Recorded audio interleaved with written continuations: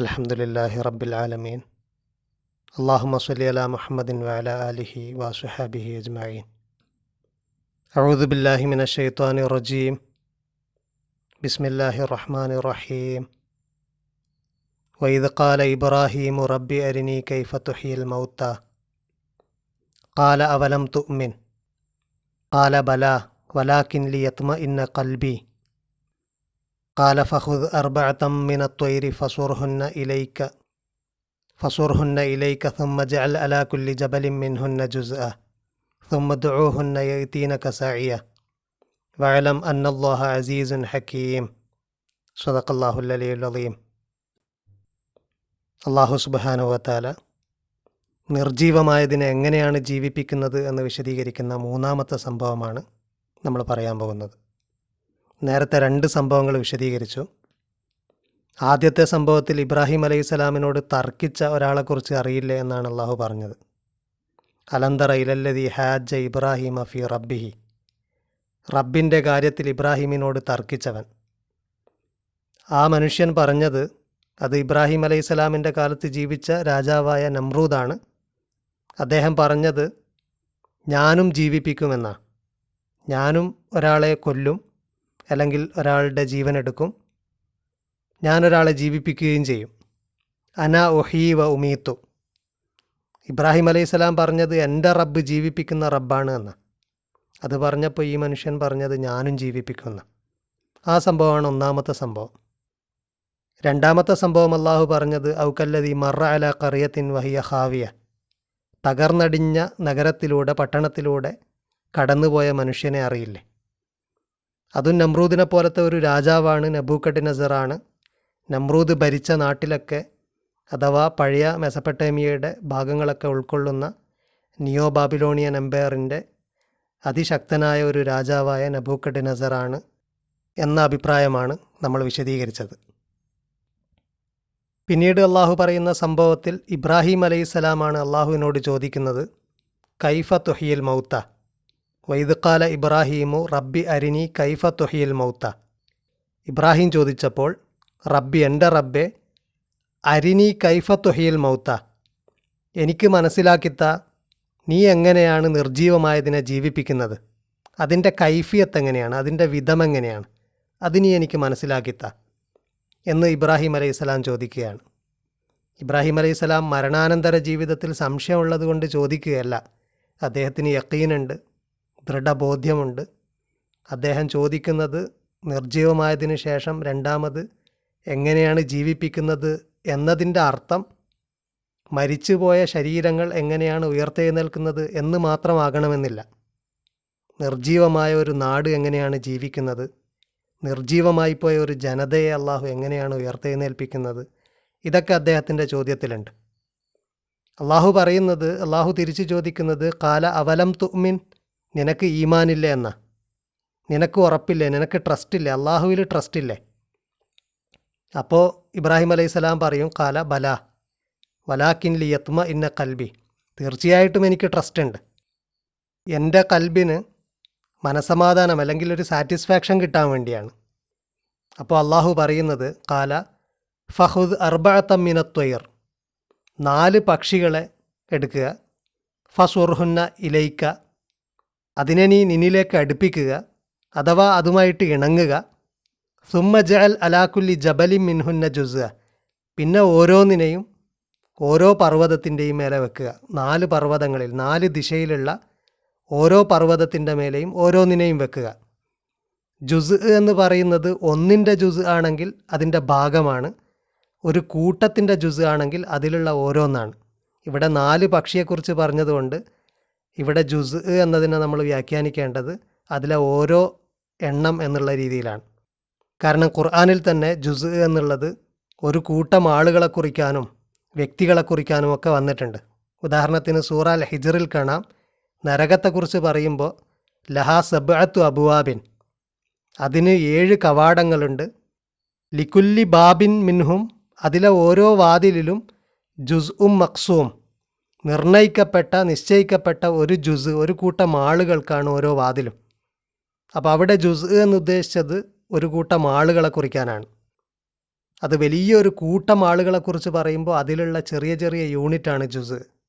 ഇനി ഒരു ചെറിയൊരു യൂണിറ്റിനെ കുറിച്ച് പറയുമ്പോൾ അതിലുള്ള ഇൻഡിവിജ്വൽസാണ് ജുസ്. ഇനി ഒരു ഇൻഡിവിജ്വലിന്, ഒരു വ്യക്തിയെക്കുറിച്ച് പറയുമ്പോഴാണെങ്കിൽ ആ വ്യക്തിയുടെ, അല്ലെങ്കിൽ ഒരു ശരീരത്തെക്കുറിച്ചൊക്കെ പറയുമ്പോൾ അതിൻ്റെ ജുസ്, അതിൻ്റെ ഭാഗങ്ങളാണ്.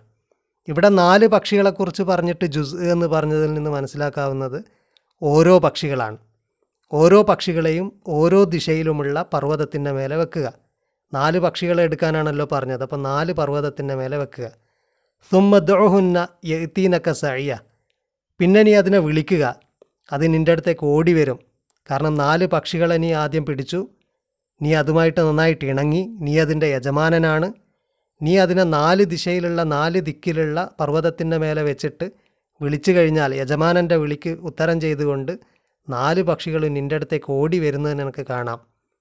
ഇങ്ങനെ അള്ളാഹു പറഞ്ഞപ്പോൾ ഇബ്രാഹിം അലൈഹിസ്സലാം ഇങ്ങനെ ചെയ്തു എന്നൊന്നുമില്ല. ഇത് ഇബ്രാഹിം അലൈഹിസ്സലാമിന് അള്ളാഹു ബോധ്യപ്പെടുത്തി കൊടുക്കുകയാണ്. ഒരു പാരബിളായിട്ടും ഒരു ഉപമയായിട്ടും ഒക്കെ ഇതിനെ മനസ്സിലാക്കാവുന്നതാണ്. അങ്ങനെ ചെയ്യുമ്പോൾ ആ പക്ഷികൾ ഓടി വരും നിൻ്റെ അടുത്തേക്ക്.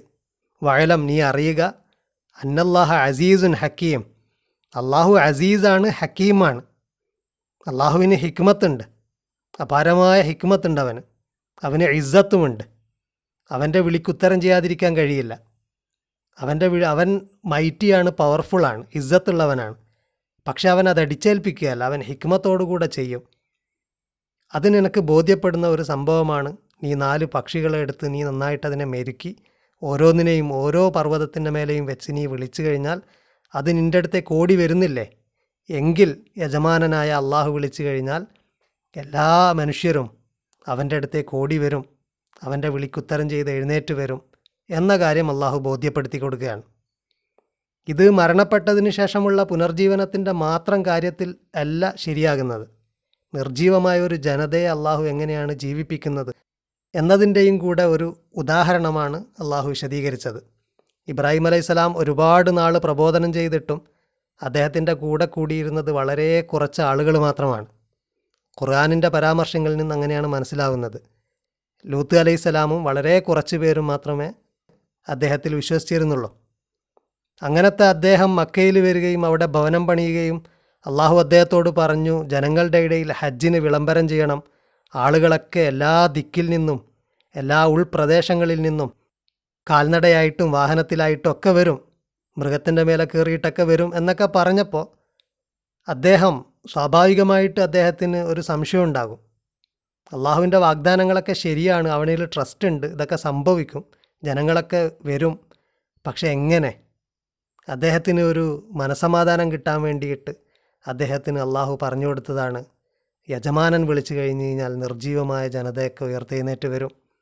അങ്ങനെ യജമാനൻ്റെ വിളിക്ക് ഉത്തരം ചെയ്തുകൊണ്ട് ജനങ്ങൾ നൂറിലേക്ക്, പ്രകാശത്തിലേക്ക് വരും എന്നതും കൂടെ ഇതിൻ്റെ അർത്ഥമാകാവുന്നതാണ്. മരിച്ചു കഴിഞ്ഞാലുള്ള ഉയർത്തെഴുന്നേൽപ്പ് മാത്രമല്ല. അങ്ങനെ അള്ളാഹു അൽ ഹയ്യാണ് എന്ന കാര്യം വ്യത്യസ്ത രീതിയിൽ വിശദീകരിക്കുന്ന 3 സംഭവങ്ങളാണ് അള്ളാഹു പറയുന്നത്. 3ലും അള്ളാഹു പറയുന്നത് അവൻ ഇരുട്ടിൽ നിന്നും പ്രകാശത്തിലേക്ക് കൊണ്ടുവരുന്നവനാണ്, വലിയാണ്. അള്ളാഹു വലിയുല്ലദീന ആമനു യുഖ്രിജുഹും മിനദ്ദുലുമാതി ഇലന്നൂർ, ദുലുമാത്തിൽ നിന്ന് നൂറിലേക്ക് കൊണ്ടുവരുന്നവനാണ്, നിർജീവമായതിനെ ജീവിപ്പിക്കുന്നവനാണ്. ഇത് വിശദീകരിച്ചതിന് ശേഷം പിന്നീടുള്ള ആയത്തുകളിൽ അള്ളാഹുവിൻ്റെ മാർഗത്തിലുള്ള ഇൻഫാക്കിനെ കുറിച്ചാണ് പറയുന്നത്. കാരണം നേരത്തെ പറഞ്ഞത് അള്ളാഹുവിൻ്റെ മാർഗത്തിൽ കൊല്ലപ്പെടുന്നത് ജീവിതമാണ്. ജനങ്ങൾക്ക് വേണ്ടി സാക്ഷി നിൽക്കുന്ന കാര്യം പറഞ്ഞ ഉടനെയായിരുന്നു പറഞ്ഞത് അള്ളാഹുവിൻ്റെ മാർഗത്തിൽ പോരാടുന്നവരെക്കുറിച്ച് മരിച്ചവരെന്ന് പറയരുത്. അള്ളാഹുവിൻ്റെ മാർഗത്തിൽ പോരാടി മരിക്കുന്നവരെക്കുറിച്ച്, അവരാണ് ജീവിക്കുന്നവർ. അള്ളാഹുവിങ്കൽ യഥാർത്ഥത്തിൽ ജീവിക്കുന്നവരവരാണ്. അതുപോലെ തന്നെയാണ് അള്ളാഹുവിൻ്റെ മാർഗത്തിലുള്ള ഇൻഫാക്കും, അവൻ്റെ മാർഗത്തിലുള്ള ചെലവഴിക്കലും. ആ ചെലവഴിക്കൽ നിങ്ങളിൽ നിന്ന് ഒന്നും കുറക്കുന്നില്ല. അത് യഥാർത്ഥത്തിൽ നിങ്ങളുടെ സമ്പത്ത്, നിങ്ങളുടെ സമ്പാദ്യം വർദ്ധിപ്പിക്കുകയാണ്, നിങ്ങൾ കൂടുതൽ നേടുകയാണ് എന്ന കാര്യം വിശദീകരിക്കാൻ വേണ്ടി അള്ളാഹുവിൻ്റെ മാർഗത്തിൽ ജീവൻ അർപ്പിക്കുന്നതും അള്ളാഹുവിൻ്റെ മാർഗത്തിലായി ജീവിക്കുന്നതും ഒക്കെ വിശദീകരിച്ചതിന് ശേഷം അള്ളാഹു പറയുന്നത് അവൻ്റെ മാർഗത്തിൽ ചെലവഴിക്കുന്നതിനെക്കുറിച്ചാണ്. ഒരുപാട് ആയത്തുകളിൽ ഇനി അങ്ങോട്ട് അതാണ് വിശദീകരിക്കുന്നത്. അത് തുടങ്ങുന്നത് മസലുല്ലദീന യുംഫിഖൂന അംവാലഹും ഫീ സബീലില്ലാഹി, അള്ളാഹുവിൻ്റെ മാർഗത്തിൽ ധനം ചെലവഴിക്കുന്നതിൻ്റെ ഉദാഹരണം അല്ലെങ്കിൽ അതിൻ്റെ പാരബിൾ, അത് കമസലി ഹബ്ബ, ഒരു ധാന്യമണി പോലെയാണ്. അതിൽ നിന്ന് 7 കതിരുകളുണ്ടായി. സബ്അ സനാബില ഫി കുല്ലി സുംബുലത്തിൻ മിഅത്തു ഹബ്ബ. ഓരോ കതിരിലും 100 ധാന്യമണികളുണ്ടായി. അങ്ങനെ ഒരൊറ്റ ധാന്യമണിയിൽ നിന്ന് 700 ധാന്യമണികളുണ്ടായി. വല്ലാഹു യുളാഇഫു ലിമൻ യഷാ. അള്ളാഹു ഉദ്ദേശിക്കുന്നവന് അവൻ അനേകമിരട്ടിയായിട്ട് വർദ്ധിപ്പിക്കുന്നു. വല്ലാഹു വാസിഉൻ അലീം. അള്ളാഹു വാസിയാണ്, എല്ലാത്തിനെയും എൻകംപാസ് ചെയ്യുന്നതാണ്. അതുപോലെ അവൻ അലീമുമാണ്, എപ്പോഴും എല്ലാം അറിയുന്നവനുമാണ്. അള്ളാഹുവിൻ്റെ മാർഗത്തിലുള്ള ചെലവഴിക്കലിൻ്റെ, അള്ളാഹുവിൻ്റെ മാർഗത്തിലുള്ള ഇൻഫാഖിൻ്റെ ഒരു ഉദാഹരണം അല്ലെങ്കിൽ ഒരു ഉപമ ഇങ്ങനെയാണ്. അതിനുശേഷം അള്ളാഹു പറയുന്നു, അല്ലദീന യുംഫിഖൂന അംവാലഹും ഫീ സബീലില്ലാഹി സുമ്മ ലാ യുത്ബിഊന മാ അൻഫഖൂ മന്നൻ വല അദൻ. അല്ലദീന യുംഫിഖൂന അംവാലഹും, തങ്ങളുടെ ധനം ചെലവഴിക്കുന്നവർ അള്ളാഹുവിൻ്റെ മാർഗത്തിൽ ഫീ സബീലില്ല, എന്നിട്ട് അതിനെ ഫോളോ ചെയ്യാതിരിക്കുക. ലാ യുത്ബിഊന മാ അൻഫഖൂ, ചെലവഴിച്ചതിനെ ഫോളോ ചെയ്യുക. എങ്ങനെയൊക്കെ ഫോളോ ചെയ്യുക? മന്നൻ വല അദൻ, മന്നനായിട്ടും അദനായിട്ടും. അതായത് പെരുമ നടിച്ചുകൊണ്ടും അഭിമാനം പറഞ്ഞുകൊണ്ടും വല അദൻ, പ്രയാസപ്പെടുത്തിക്കൊണ്ടും, 2 രീതിയിലും ഫോളോ ചെയ്യാതിരിക്കുക. എന്ന് പറഞ്ഞു കഴിഞ്ഞാൽ ധനം ചെലവഴിച്ചതിൻ്റെ കാര്യത്തിൽ അത് പറഞ്ഞുകൊണ്ട് ഞാൻ ചെലവഴിച്ചു എന്ന ദുരഭിമാനമോ, അല്ലെങ്കിൽ ഞങ്ങൾ ചെലവഴിച്ചുകൊണ്ട് യുദ്ധം വിജയിച്ചു, അള്ളാഹുവിൻ്റെ മാർഗത്തിൽ നേട്ടങ്ങളുണ്ടായി എന്നുള്ള പെരുമ നടിക്കലോ. ഇനി അതുപോലെ വല അദൻ, കുറ്റപ്പെടുത്തുക, അല്ലെങ്കിൽ ചെലവഴിച്ചു പോയതിനെക്കുറിച്ച് സങ്കടപ്പെടുക, നഷ്ടം പറ്റി എന്നൊക്കെ പറയുക. ഞങ്ങൾ ധനം ചെലവഴിച്ചിട്ടും, ഇത് യുദ്ധത്തിൻ്റെയൊക്കെ പശ്ചാത്തലത്തിൽ പറയുമ്പോൾ അള്ളാഹുവിൻ്റെ മാർഗത്തിൽ ധനം ചെലവഴിക്കുന്ന ആളുകൾ ചിലപ്പോൾ നേരിട്ട് യുദ്ധത്തിൽ പങ്കാളികളാകുന്നവരാകണം എന്നില്ല. അപ്പോൾ അവർ യുദ്ധം പരാജയപ്പെട്ടാൽ അല്ലെങ്കിൽ നഷ്ടം സംഭവിച്ചു കഴിഞ്ഞാൽ ഞങ്ങളുടെ പണമാണ് പോയത് എന്നൊക്കെ വിലപിക്കുക, അല്ലെങ്കിൽ ധനത്തെക്കുറിച്ച്, ചെലവഴിച്ച ധനത്തെക്കുറിച്ച് ഒരു നഷ്ടബോധം തോന്നുക. ഇതൊക്കെയാണ് അദൻ. അങ്ങനെ നിങ്ങൾ ചെലവഴിച്ചതിനെക്കുറിച്ച് വലിയ അഭിമാനമോ അത്തരത്തിലുള്ള പെരുമ നടിക്കലോ അതില്ലാതിരിക്കുക, കുറ്റം പറയാതിരിക്കുക. ഇത് രണ്ടും ഇല്ലാത്ത രീതിയിൽ ആരെങ്കിലും അള്ളാഹുവിൻ്റെ മാർഗത്തിൽ ധനം ചെലവഴിക്കുന്നുണ്ടെങ്കിൽ അവർക്ക് അള്ളാഹുവിങ്കൽ അജറുണ്ട്. ലഹും അജുറുഹും ഇൻദ റബ്ബിഹിം, അവർക്ക് അള്ളാഹുവിങ്കൽ അജറുണ്ട്. വലാ ഖൗഫുൻ അലൈഹിം വലാഹും യഹ്സനൂൻ, അവരുടെ കാര്യത്തിൽ ഭയമില്ല, അവർ ദുഃഖിക്കേണ്ടി വരികയുമില്ല. അവർക്ക് ഭാവിയെക്കുറിച്ചുള്ള പേടിയില്ല, പാസ്റ്റിനെക്കുറിച്ച്, കഴിഞ്ഞു പോയതിനെക്കുറിച്ചുള്ള ദുഃഖവും അവർക്കില്ല. ഇങ്ങനെ പറയുന്ന 2-3 ആയത്തുകൾ സൂറ ബഖറയിൽ നേരത്തെ കഴിഞ്ഞു പോയിട്ടുണ്ട്. അതിലൊന്ന് ഇന്നല്ലദീന ആമനു വല്ലദീന ഹാദു വൻ നസ്വാറ എന്ന് പറയുന്ന 62-ാമത്തെ ആയത്താണ്. നിശ്ചയം വിശ്വസിക്കുകയും, അല്ലെങ്കിൽ യഹൂദർ, അല്ലെങ്കിൽ നസാറാക്കൾ, അല്ലെങ്കിൽ സാബിയങ്ങൾ, ഇങ്ങനെ ഓരോ കമ്മ്യൂണിറ്റീനെ എടുത്തു പറഞ്ഞുകൊണ്ട് പറഞ്ഞു, ഇതിലൊക്കെ ആര് അള്ളാഹുവിലും അല്യവുമുൽ ആഖിറിലും അന്ത്യനാളിലും ഈമാനുണ്ടോ, ആർക്കുണ്ടോ, വഅമില സ്വാലിഹൻ, സൽക്കർമ്മം പ്രവർത്തിക്കുന്നുണ്ടോ, ഫലഹും അജുറുഹും ഇൻദ റബ്ബിഹിം, അവർക്കൊക്കെ അള്ളാഹുവിങ്കൽ അജറുണ്ട്.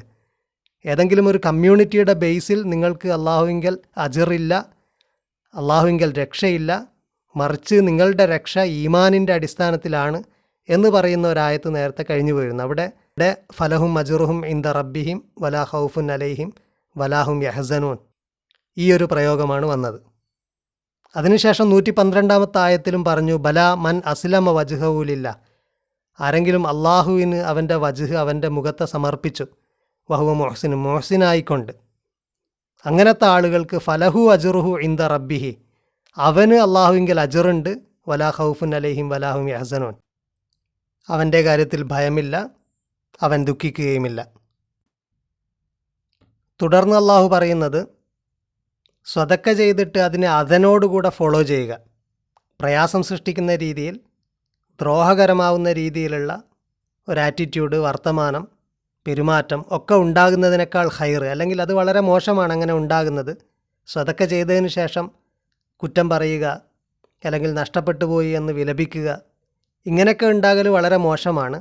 ഖൈറായ രീതി ഖൗലും മഅറൂഫുൻ, നല്ല പെരുമാറ്റമാണ്, മഅറൂഫായ വർത്തമാനമാണ്, നല്ല സംസാരം, നല്ല പെരുമാറ്റം, അതാണ് ഉണ്ടാകേണ്ടത്. വ മഗ്ഫിറത്തുൻ, മഗ്ഫിറത്താണ് ഉണ്ടാകേണ്ടത്. സ്വതക്ക ലഭിച്ച ആൾ അവരെടുത്തുനിന്ന് വന്ന വീഴ്ചകൾക്ക് വേണ്ടിയിട്ട് അള്ളാഹുവിനോട് പാപമോചനം തേടുക, നിങ്ങളവർക്ക് പുറത്തു കൊടുക്കുക, സ്വതക്ക ചെയ്തത് നിങ്ങൾ വിട്ടേക്കുക, അങ്ങനെയുള്ള ഒരു പെരുമാറ്റമാണ്, അങ്ങനെയുള്ള നല്ല മഅറൂഫായ വർത്തമാനമാണ്, അതാണ് നിങ്ങളുടെ ഭാഗത്തു നിന്നുണ്ടാകേണ്ടത്. സ്വതക്കയെ ദ്രോഹകരമാവുന്ന രീതിയിൽ, പ്രയാസം സൃഷ്ടിക്കുന്ന രീതിയിൽ ഫോളോ ചെയ്യുന്നത് മോശമാണ്. വല്ലാഹു ഖനിയുൻ, അള്ളാഹു റിച്ചാണ്. അള്ളാഹുവിന് നിങ്ങളോട് അവൻ്റെ മാർഗത്തിൽ ഇൻഫാക്കിന് വേണ്ടി ആവശ്യപ്പെട്ട കാര്യമില്ല. മാത്രമല്ല അവൻ്റെ ഒരു സൃഷ്ടിക്ക് വേണ്ടി അള്ളാഹു നിങ്ങളോട് കൊടുക്കാൻ പറയേണ്ട ആവശ്യമില്ല. അവൻ റിച്ചാണ്. പക്ഷെ അവൻ അങ്ങനെ നിങ്ങളോട് ആവശ്യപ്പെടുന്നത് അത് നിങ്ങളെ പരീക്ഷിക്കാനാണ്. അള്ളാഹു ഖനിയാണ്, അവൻ ഹലീമുമാണ്. ഹലീം എന്ന് പറഞ്ഞു കഴിഞ്ഞാൽ ഹിൽമുള്ളവനാണ്, വിവേകമുള്ളവനാണ്. അതോടൊപ്പം നല്ല വിട്ടുവീഴ്ച, സഹനശീലം, ആർദ്രത ഇതൊക്കെ ഉള്ളവനാണ് അള്ളാഹു. നിങ്ങൾ സ്വതക്കയെ ദ്രോഹകരമാവുന്ന രീതിയിൽ ഫോളോ ചെയ്യരുത്. ഖൗലും മഅറൂഫുൻ വ മഗ്ഫിറത്തുൻ ഖൈർ, നല്ല പെരുമാറ്റവും മഗ്ഫിറത്തുമാണ് ഖൈർ. തുടർന്ന് വരുന്ന ആയത്തുകളിലും സ്വതക്കയെക്കുറിച്ചും ഇൻഫാഖിനെക്കുറിച്ചുമുള്ള കൂടുതൽ കാര്യങ്ങളാണ്. ഇൻഷാ അല്ലാഹ് അടുത്ത ക്ലാസ്സിൽ നമുക്ക് വിശദീകരിക്കാം. വാഖിർ ദഅവാനാ അൽഹംദുലില്ലാഹി റബ്ബിൽ ആലമീൻ.